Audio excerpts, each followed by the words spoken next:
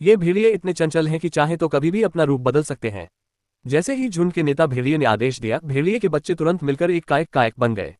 उन्होंने गियर बदला और तेजी से आगे बढ़ गए। उनके मुंह से पीछे से ड्राइविंग होती और पैरों से पानी के नीचे धक्का मिलता, जिससे उनकी गति कमाल की हो गई। वे झरनों से भी नहीं डरते थे। जैसे ही नेता भेड़िए ने नया आदेश दिया, सारे बच्चे पानी में कूद पड़े और तुरंत एक पनडुब्बी सबमरीन में बदल गए। दोनों तरफ के भेड़िए दिशा नियंत्रित कर रहे थे और पीछे वाले टर्बो मोड पर काम कर रहे थे। उनके पास राडार जैसी क्षमता भी थी। जब ऊर्जा कम हो जाती तो बस एक सांस लेना ही काफी था। लेकिन ये तो सबसे अजीब हिस्सा नहीं था। भागते भागते जब बत्तख ने झूला पुल काट दिया तो नेता भेड़िए ने आदेश दिया, वापस चलो, फॉर्मेशन बनाओ, वुल्फ ब्रिज। फौरन बच्चों ने हाथों में हाथ डाले और मुंह से एक दूसरे को पकड़ लिया, जिससे एक बादल सी सीढ़ी तैयार हो गई। नेता भेड़िया सबसे ऊपर खड़ा हुआ और अपनी ताकतवर अगुवाई में सभी ने पुल का ढांचा खड़ा कर दिया। कुछ ही देर में काम पूरा हो गया। इसी बीच बत्तख गुफा से बाहर निकल भागी और एक उभयचर विमान एम्फीबियस प्लेन पर सवार हो गई। मगर भेड़ियों का झुंड पीछा छोड़ने को तैयार नहीं था। उन्होंने फिर से रूप बदलने की कोशिश की, लेकिन कई बार रूप बदलने से थक चुके थे, इसलिए इस बार नाकाम रहे।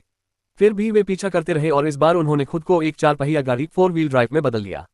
4 फुर्तीले भेड़िए पहियों की तरह घूमने लगे। बच्चे को पकड़ने के बाद भी उन्होंने सीट बेल्ट लगाना नहीं भुलाया। लेकिन तभी मां भेड़िए ने नेता को चेताया कि गाड़ी पर एक बच्चा भी है, इसलिए रफ्तार कम करनी होगी।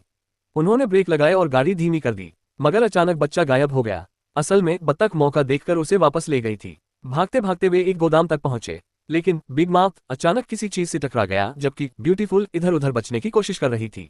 गोदाम शीशों से भरा था, जिसे पक्षी देख नहीं पाते। झुंड नजदीक आ चुका था तो मजबूरन बिग माउथ को डमी के आदेश पर शीशे की दीवार से टकराने की चुनौती लेनी पड़ी।